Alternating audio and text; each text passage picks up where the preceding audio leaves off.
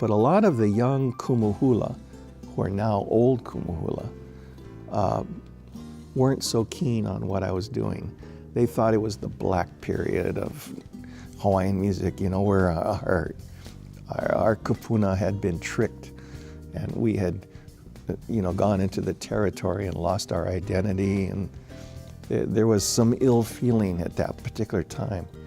But as they got older, and as people learn more about all of this, they began to accept it, and now it's revered, and now you see it at the Merry Monarch, and it's found its place. He kept the music of Hawaii's past alive and meaningful for future generations. Territorial Airwaves radio host Harry B. Soria Jr. next on Long Story Short. One-on-one engaging conversations with some of Hawaii's most intriguing people. Long Story Short with Leslie Wilcox. Aloha mai kako, I'm Leslie Wilcox. For 40 consecutive years, Harry B. Soria Jr. has hosted Territorial Airwaves, a weekly radio show featuring vintage Hawaiian music recorded between 1915 and 1959. You're in the Territory with Harry B. Soria first launched Territorial Airwaves on KCCN in 1979 with the late radio legend Jacqueline Honolulu Skylark Rossetti. It's the longest-running radio show in Hawaii, airing at this time in 2019 on AM 940, as well as on territorialairwaves.com. Soria continues to preserve and share rare and otherwise forgotten recordings of Hawaii's past in a collection that now numbers more than 10,000 vinyl records. The territorial era music he passionately advocates is also referred to as hapa-haole music, or a merging of Hawaiian and Western music.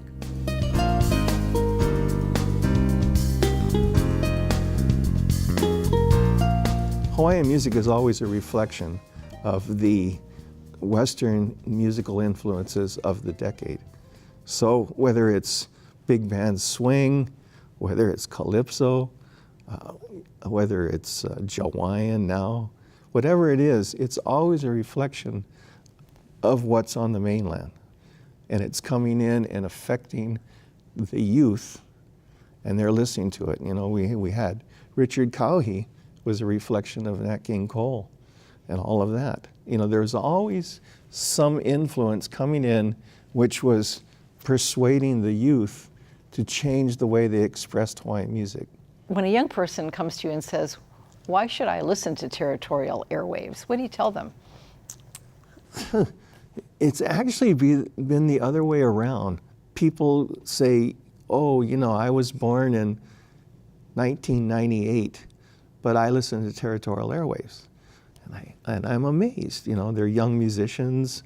They ask for songs to put on their records. There's this curiosity where they're interested in language, hula, and all of the performing arts, and they realize that the older music is where it all is. And there's no direct connection to the people performing it, but you're the link. I guess that's it, yeah. Because the aunties and uncles are all gone.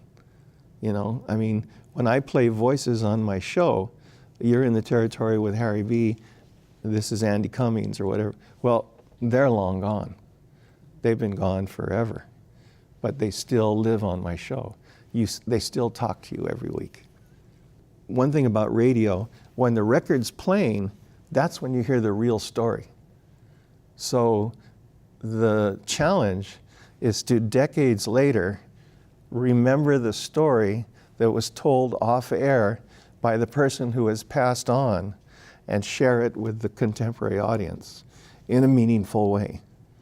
So it is challenging, but for some reason, all of these things stay with me. You remember all those conversations. I think it goes back to my father telling me, this used to be that used to be this. As a child, Harry recalls that his family moved into the very first block of homes in the new housing subdivision of Aina Haina in East Honolulu. He attended public schools in the district all the way through his graduation from Kalani High. Here's a stunning fact. For 100 years, there's been a Soria working in Hawaii radio. 3 generations, starting with Harry G. Soria, then Harry B. Soria Sr., and currently Harry B. Soria Jr. Together, they're called the First Family of Hawaii Radio. Well, Soria is Spanish. They emigrated from Spain to Bordeaux, France, and then to Saint-Domingue, which is the Dominican Republic today, and then to New York City in 1791. Became Americans then? Yes, so just 20 years after the Revolution, we were there, some of the earliest Spanish. We kept moving westward, and my grandfather came to Berkeley, California to represent a company, brought his family, and then came over from Berkeley to Honolulu in 1919. Talk about traveling. That's a lot of movement. So this is our centennial, our 100th year in Hawaii. 1919 was the year he set foot here. Yep. He quickly, very quickly got involved with Marion Monroney of KGU Radio, the first radio station that started in 1922. And he became the solicitor and very successful for decades. What is a solicitor? Attorney? A time salesman. A time salesman. Okay, so he sold radio ads? Yep, the very first. And Dad eventually broke in as a personality. So he became, going to town with Harry Soria or Voice of Hawaii or all these specialized shows that my grandfather created to feature him. And so he became a radio star in the 30s. So your grandfather created the shows as a way to sell commercials, and your father provided the content for the shows. Yes, exactly. My father would would jury rig things and make the first remote broadcast or the first shortwave broadcast or whatever he could figure out. And this was in the days before television. Radio was huge, right? It was everything, yeah. That's what people depended on. Mm-hmm. So was your dad a star?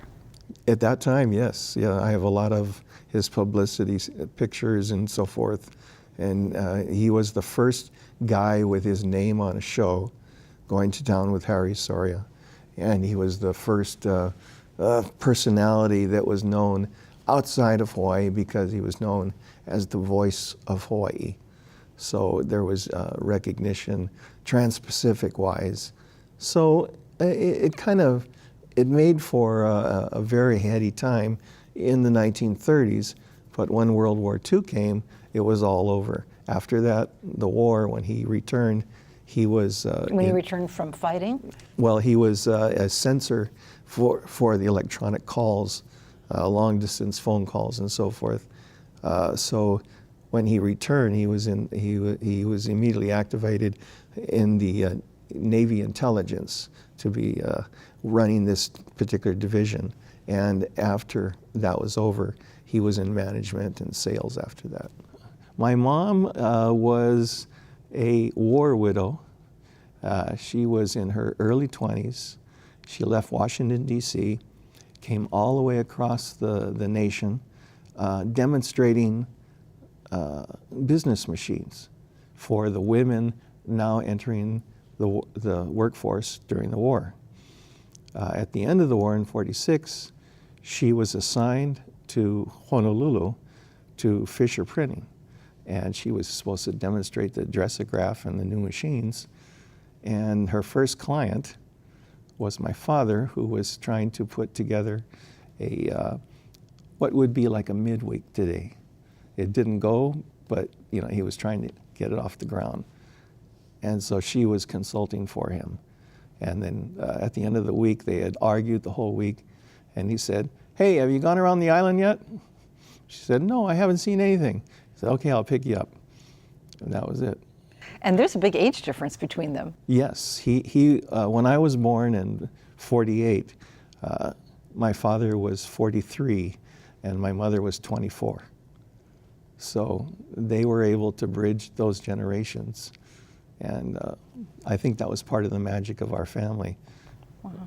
And that worked. That May-December marriage worked. And just held hands, walked around the block every night. Long into their marriage? All the way through their marriage. Never stopped.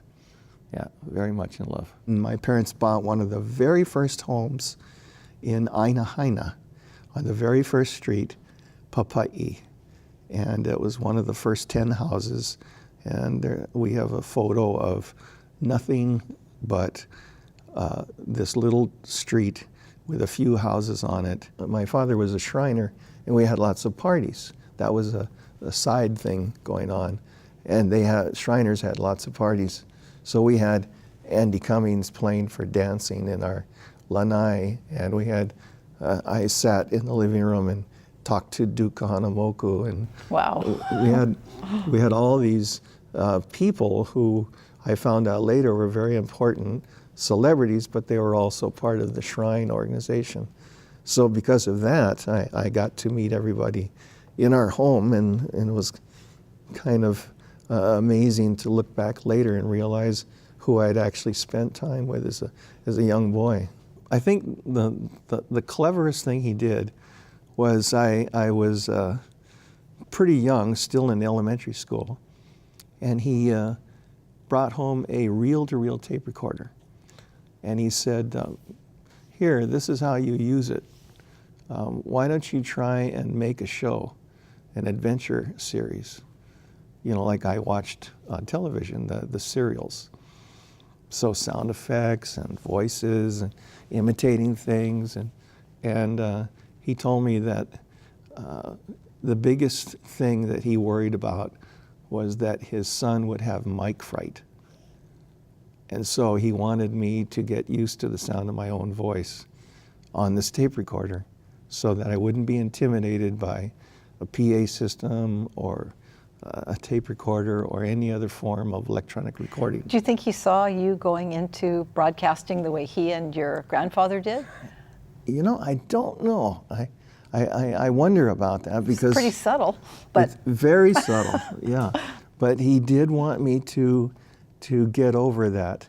To him, mic fright was a big deal, you know, and he didn't want that. And if you think in the 50s, where there were very few microphones and opportunities, it'd be easy to have mic fright. oh yes. So he had this fear that I don't want you to be afraid of a microphone.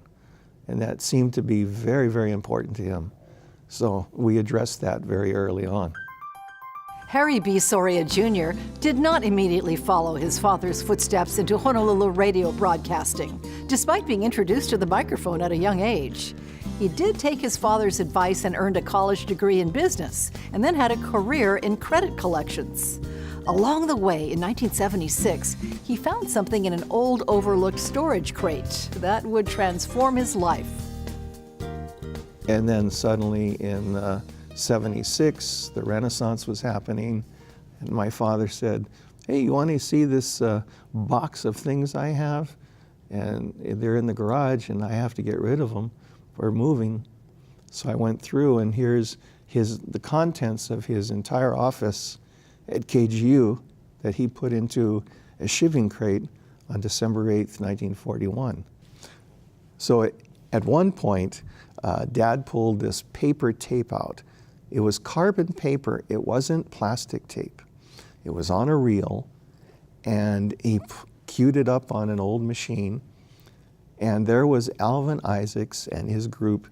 One of the songs had never been heard, and it was about the Inter-Island Airport, and it was a comedy song. So I initially thought, oh, this would be a great record. So I approached Mike Kelly and Jerry Santos and the gang and asked them if they would want to release it on their label. But happily, they said, you should talk to Skylark, because that's more of a radio vehicle. So I went to Sky and I showed her something. We transcribed it, and Skylark heard it, and she was just amazed by it. So she started playing it on the radio, and it became a big hit. What was it like? It was, Here Comes the Big Mokulele. It was called the Mokulele A. And it was all about the Inter-Island Airport and the early airplanes. And it was hapa-haole. It was real fun kind of lyrics. And it just took off. And so In 78, 79, it became this big hit on the radio, a very highly requested song. Harry B. Soria Jr. would continue to share more forgotten vintage Hawaiian music with Jacqueline Honolulu Skylark Rossetti, then a young KCCN radio DJ. She immediately took interest in both the vintage records and the pre-statehood stories that Soria and his father could share with radio audiences. In 1979, Harry and Skylark co-hosted the first episode of Territorial Airwaves. Sky recognized that we had this older music. She had a passion for 78s, but she would play the records. She was like 23. So she would play the records and she'd go, "This is so weird. What does this mean? Why are they doing this?" And I would call my father and say, "Dad, they're asking a question about this song." And he'd say, "Oh, well, that's because we did this." And then I would call up her and I'd say, "Well, my dad says," so after a while, she would say, "Why don't you come on?" So I started coming on, bringing some records. It took off, and that was it.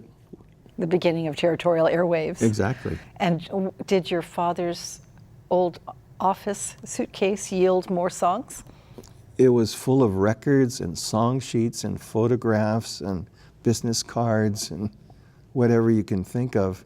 And he spent the time to explain each and every item to me and kind of walk me through this history of what radio was like. So he realized I was interested at that point. And so he really immersed me in everything. And I think there are parents who want to tell their children, more about their jobs, but sometimes kids aren't interested at that age. But you were. Well, especially in our case, because there's 2 generations between us, right? So he was like my grandfather. Even though he was your father. Yeah. Uh-huh. And so for me to take an interest in his life back in his prime was unexpected, and he loved it. So he was very proud, and he was like the consultant for the show for the first 11 years. And it gave you a reach far beyond what someone your age would normally have. Exactly. If people would ask questions, I could go right to the source. He would give me the answers. He must have loved hearing the show. Every show, every week, he would listen, and I would come home, and on my answering machine would be a critique. In a positive way? In a positive way. This was good, but you could have. Yeah. And then other radio guys, legends got involved, started supporting me. Ron Jacobs started calling me and giving me advice and listening to the show. And occasionally Tom Moffat. And these guys I had known them as a young rock and roller. So now they were giving me advice about the radio. So it really helped that they would give me insights into their careers and what they had done. And nobody else was doing what you were doing at that time? No, it was unheard of. But in part, it was because it was not all that popular. Well, we didn't even have oldies rock and roll shows yet. This was oldies Hawaiian, period. You mentioned this was right about the time of the Hawaiian Renaissance. Mm-hmm. The Hawaiian Renaissance wasn't wild about territorial music. I mean, it was hapa-haole. It was not, it was not Hawaiian. It was not authentic. It was kind of a mixture. Lots of Malihini references. Luckily, I had Skylark, who was my champion, who believed in what I was doing. There's 2 ways to look at it. Some people say, oh, they outlawed the language and they destroyed the connection, and we lost our roots. But on the other side, without hapa-haole music, we wouldn't have had that string to keep us going to this point, so that we would have a generation rediscovering Hawaiian language and writing songs again. In addition to his weekly broadcast of Territorial Airwaves, Harry B. Soria Jr. worked to restore rare and out-of-print Hawaiian music recordings based on the records he collected over the years. He re-released many of these lost albums on newer formats like compact disc and digital music files. Through the years, people would say, Harry, get rid of your records and put it all on tape. Get rid of your records and put it on cassettes. Get rid of your records and put it on CDs. get rid of your records and put it on the internet. But the point is, I've kept the source material, and I'm glad I did, because all these other mediums have gone away. They don't last. You know, CDs, whatever. They're gone. So by keeping the original 78s, 45s, 33s, I haven't lost my connection to the source material. And I understand you have a lot of those. How many records do you have? About 10,000 Hawaiian.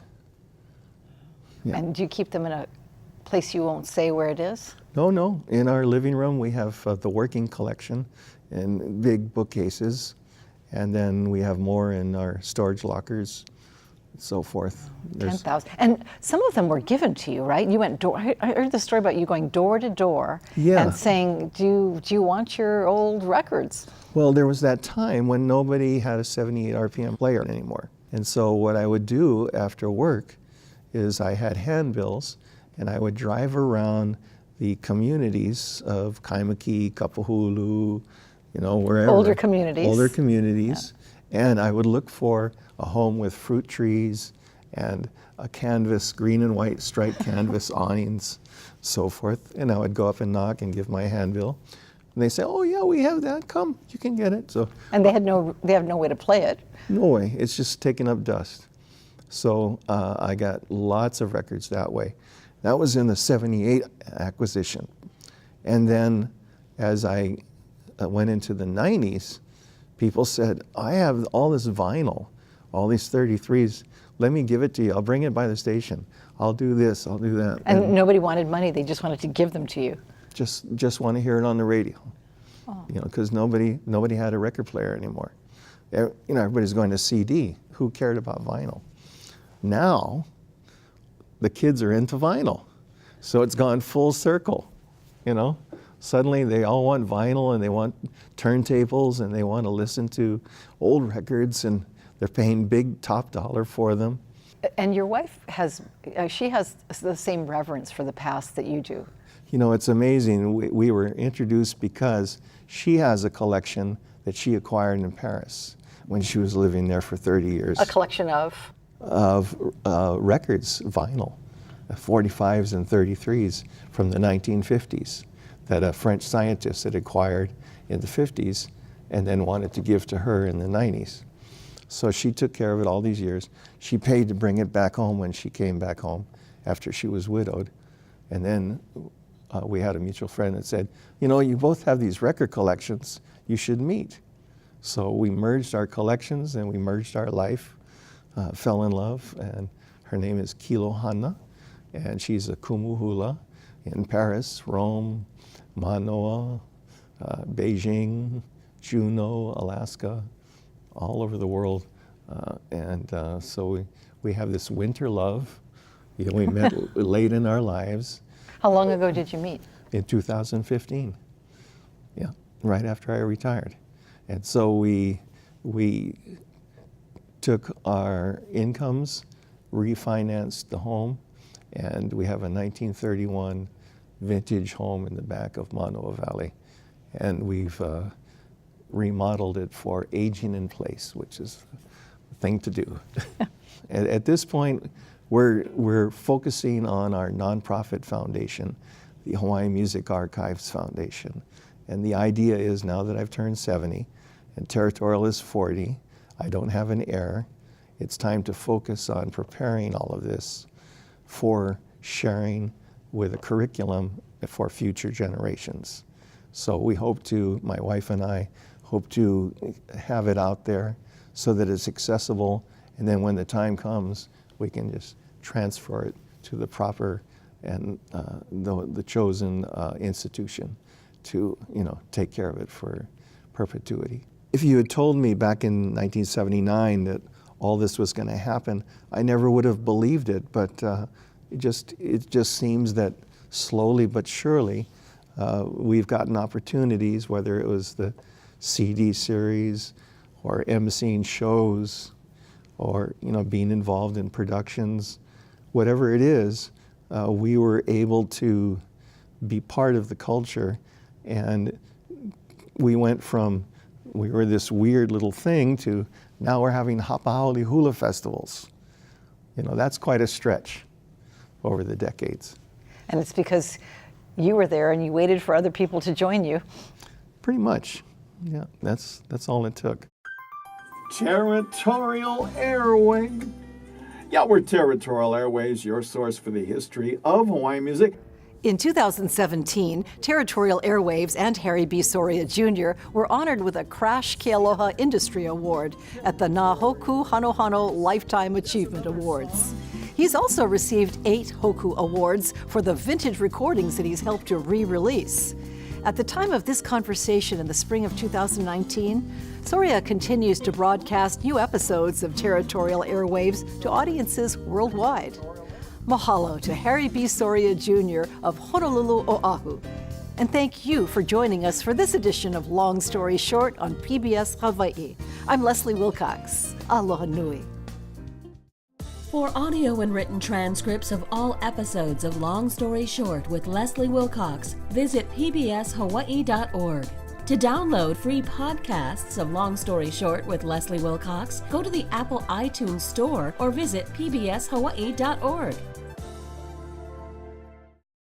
What are some of the best known territorial songs? Of course, Ariel Anderson is my favorite because he was a local boy. He was not a mainlander. Most of the hapa-haole composers are. But he was a local boy who had the ability to, in English, with some Hawaiian words, convey the meaning of, the earth, the sea, the wind, all of the elements.